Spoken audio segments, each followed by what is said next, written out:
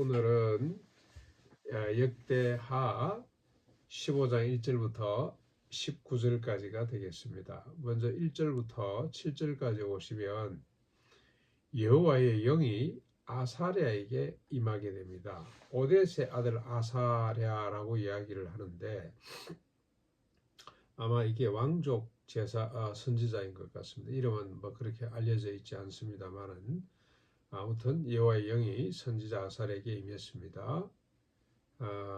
그리고 쿠스의 100만 대군을 물리치고 쿠스의 세라의 100만 대군이죠. 물리치고 돌아오는 아사에게 나가서 말합니다. 아마 이 전쟁을 마치고 이제 의기양양해서 개선하고 있는 아사를 맞으면서 했단 말이죠. 아주 중요한 이야기입니다. 그렇죠? 뭐라고 이야기를 하냐? 아사와 및 유다와 베냐민의 무리들아, 내 말을 들으라. 너희가 여호와와 함께 하면 여호와께서 너희와 함께 하실 것이다. 너희가 만일 그를 찾으면 그가 너희를 만나게 되시려니와 너희가 만일 그를 버리면 그도 너희를 버리실 것이다. 그러면서 과거 이야기를 합니다. 이스라엘에는 참신이 없고 가르치는 제사장도 없고 율법이 없은 지가 오래되었다. 지금 아사가 근근히 지금 개혁을 하고 있는데 그 전까지는 그랬다는 겁니다. 그때 온 땅의 모든 주민이 크게 요란하여 사람의 출입이 평안하지 못했으며 이 나라와 저 나라가 서로 치고 이 성읍이 저 성읍과 그리하였다. 그래서 피차 상한 바가 되지 않았느냐. 이는 하나님이 하나님을 찾지 않았기 때문에 여러 가지 고난으로 요란케 하셨음 때문이다. 여러분, 정치적으로 혼란스러운 것은 그냥 혼란스러운 것이 아니고 하나님의 백성들이 하나님을 찾지 못할 때 정치적으로 아주 혼란해지는 거죠. 이 나라 저 나라 이 성읍 저 성읍이 서로 치고받고 하느라고 큰 고통 가운데 빠지게 된다는 겁니다. 지금 우리 한국의 전국들 보면 우리 국내 사정만 해도 꼭 전쟁하는 것 같죠. 이건 한국 교회가 하나님 앞에 바로 서지 못했기 때문에 하나님을 찾는 것이 아니고 자신의 명예와 인기와 돈과 권력을 쫓다가 이렇게 되는 겁니다. 정치가 바로 서서 여당 야당 할 것 없이 잘한 것은 잘한다 못한 것은 못한 이래야 되는데 자기 입맛에 맞는 자기의 결국 이권이죠. 뭔가 챙길 만한 사람들을 지지하고 밀어주는 거죠. 통일교 한학자가 그렇게 하다가 지금 감옥에 가 있습니다. 지금 우리 개신교 목사들도 감옥 갈 사람들이 많죠. 제대로 뭐 다른 종교 이단이야 뭐 말할 것도 없고 그들의 목적은 원래 그런 거니까 한국 교회가 바로 깨있지 못하면 정치적으로 혼란스러워진다는 것, 이 아사랴가 지금 밝히고 있습니다. 자, 그렇지만 그들이 환란 때에 이스라엘 하나님 여호와께로 돌아가서 찾음에 하나님께서 그들을 만나 주셨다는 겁니다. 그런즉 너희는 마음을 강하게 하라. 너희의 손이 약해지지 않도록 하라. 너희 행위에는 반드시 상급이 있을 것이다. 그런데 보니까 이게 불안심리에서 나오는 거죠. 불안심리. 하나님만 믿어가 되겠나? 하나님 말씀대로 한다고 해서 뭐가 이게 결과가 나타나겠냐? 지금 어느 시대인데 하나님 말씀이 이 시대에 맞기나 하나? 이런 두려움과 의심 때문에 결국 하나님을 떠나게 되고 우상들에게 끼웃거리게 되는데 그걸 조심하라는 겁니다. 그래서 마음을 강하게 하라.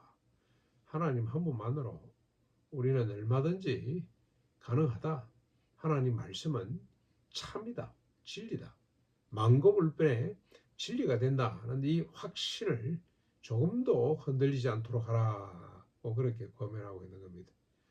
그러면서 8절부터 쭉 15절까지 이 말을 들은 아사의 반응입니다. 100만 대군을 쿠스의 군대를 무찌르 오니 얼마나 그가 참 자부심이 크고 그 다음에 사기가 하늘을 찌를 듯이 높았겠죠. 우쭐했을 겁니다.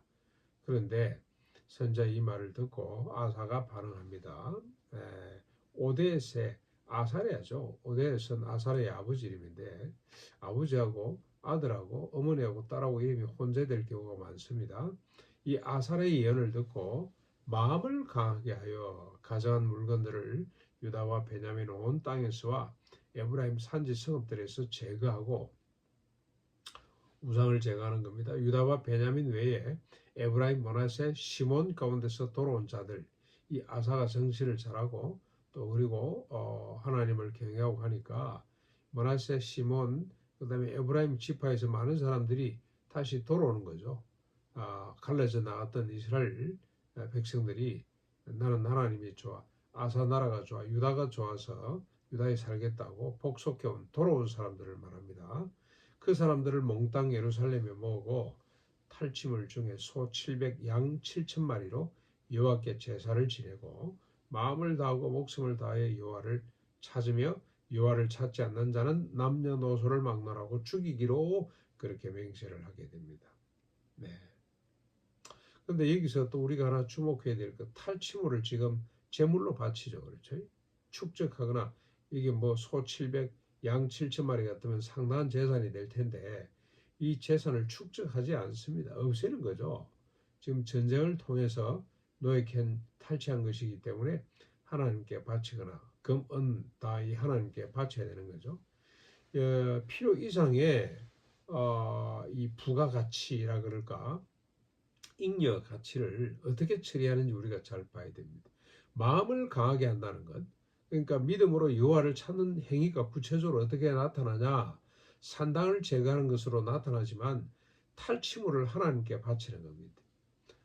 뭐 제사로 없애는 거죠. 없애는 거. 그러니까 이게 참 중요한 거죠. 필요한 만큼 생산하고 소비하는 필요 이상의 것을 갖지 않는 것, 이게 중요해요. 그걸 자꾸 쌓아두면 뭔가 대단할 것 같습니다만은 거기로부터 교만이 나오고 권력이 나오고 차별이 나오고 갈등이 나오는 겁니다. 그래서 무전 유죄가 되는 거예요. 그런 세상이 되는 겁니다. 그래서 늘 우리가 예수 믿는 사람으로서 깨어 있어서 필요 이상의 것을 갖지 않기로 다짐하는 것이 그게 중요합니다. 저는 한번 이런 생각이 들었어요.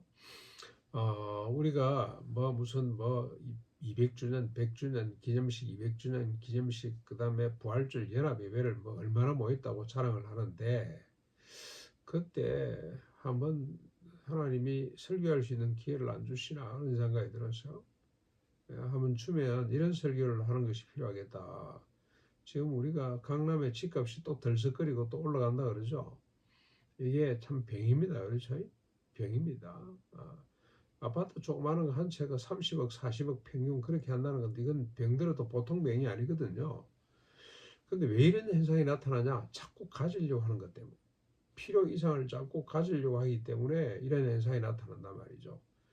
그래서 우리 예수 믿는 사람들이 한번 많이 모였다고 자랑할 것이 아니고 제대로 된 메시지, 탈취물을 불태우는 것처럼 탈취물을 하나님께 그냥 들여버리는 것처럼 우리 예수 믿는 사람들이 우리가 오늘부터 전셋값을 올리지 않겠다. 우리는 집값 올리지 않겠다. 옛날 그대로 하겠다. 우리가 그래서 우리 예수 믿는 사람들 강남에 얼마나 될까요? 한 100만 좀 되겠나? 그 사람들이 그냥 솔선수범해서 이렇게 선포하고 집값을 내리기 시작하면 막 전국의 집값이 다 내려갈걸요. 안정될걸. 자기가 상값만 늦게 산 사람은 억울하겠습니다만 그 사람들은 빼고 원래 원주인들이 있잖아요. 오래전에 그 값으로 우리는 내리겠다. 한 뭐 100만이 아니라 10만만 이렇게 선포를 해도 강남의 집값이 안정이 될 겁니다. 누구든지 들어가서 살 수 있는 그런 세상이 되지 않을까. 예. 자, 그래가지고 뭐가 되겠나라고 생각을 하죠. 이렇게 아사가 말이죠. 아사의 예언을 듣고 선포하잖아요. 우리는 여호와를 섬기겠다. 남녀 노소를 막론하고 여호와를 찾지 않는 자를 죽여버리겠다 하고까지 이렇게 맹세를 딱 했더니 어떤 일이 벌어집니까? 여호와께서도 그들을 계속해서 만나 주시고 그들의 사방에 평안을 주셨더라. 평안을 주셨더라. 하나님의 말씀대로 하려고 하면 반드시 하나님이 함께 하시고 평안을 주신다는 겁니다. 이게 복이죠. 이게 복. 남북 간의 관계가 참 그동안에 좀 끌끄럽고 뭐 긴장이 늘 넘쳤죠. 계속 지금요 아주 중요한 변화 하나가 정권이 바뀌면서 중요한 변화 하나가 이 수도원에 비행기 소리가 안 들린다는 거.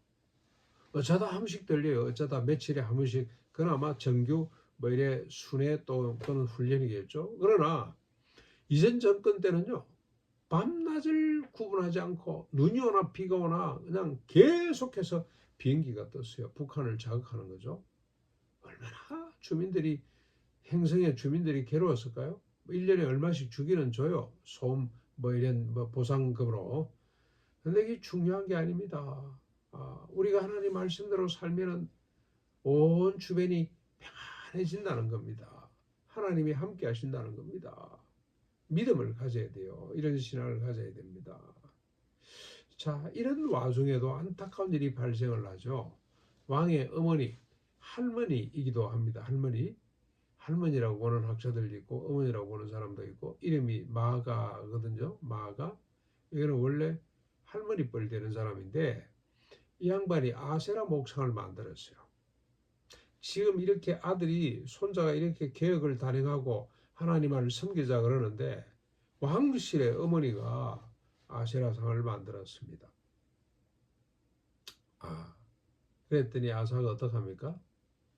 그 태우자리를 폐하고 아세라상을 찍어서 기드론 시내가에서 불태워버립니다. 예. 정말 참 안타까운 일입니다만은 어머니, 할머니를 봐줄 수가 없어요. 자기 집안을 못 다스리면 온 나라가 지금 엉망이 되는 거죠. 우리 김정은 장군이 자살을 했습니다. 육군사관학교 교장으로 예편하신 분인데 가난농군학교 와서 1년 동안 저 방에서 같이 지내신 분이 몇 년 뒤에 자살을 했어요. 유서를 남겼습니다. 왜 자살을 했냐? 절대 권력을 가진 통치자의 아들이 육군사관학교를 망쳤다는 거죠.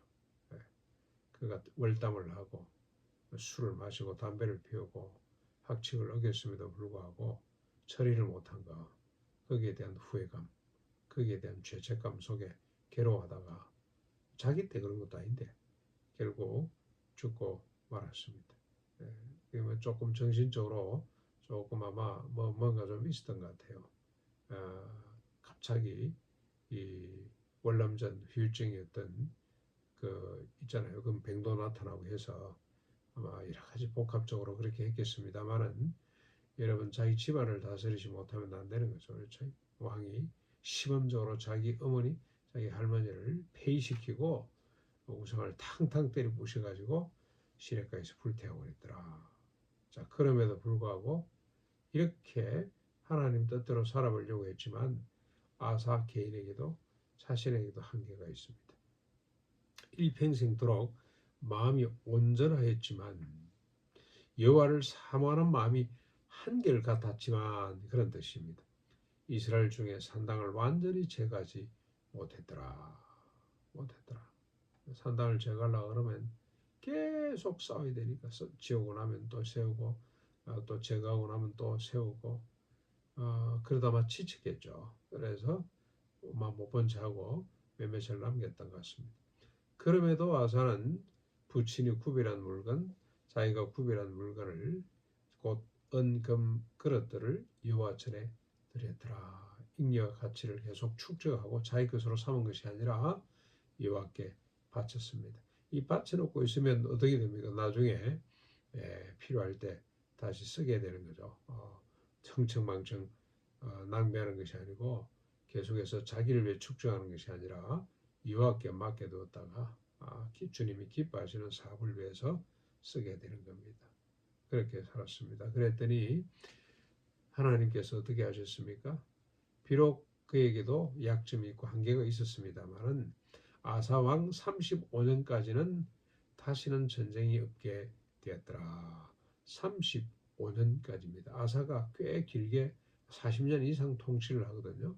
근데 35년까지라고 밝힌 이유가 뭐겠습니까? 36년부터 또 다른 일이 벌어지기 때문에 참 이렇게 훌륭한 사람도 솔로몬도 그랬고 다 그렇죠. 다윗도 그랬고 한계가 있습니다. 한계. 그 한계를 통해서 그 한계를 어떻게 이해하느냐가 중요합니다. 예, 솔직히 인정하고 하나님을 바라보는 하나님을 또 찾는 겸손한 이런 자세 내아사의 남은 생애를 어떻게 꾸려가는지를 우리가 또 주목해서 봐야 될 줄로 믿습니다. 오늘도 우리의 한계를 알고 하나님만 의지하는 그런 하루가 될 수 있기를 바랍니다. 담대함으로 하나님만 바라는 그런 사람들로 살아갈 수 있기를 바랍니다.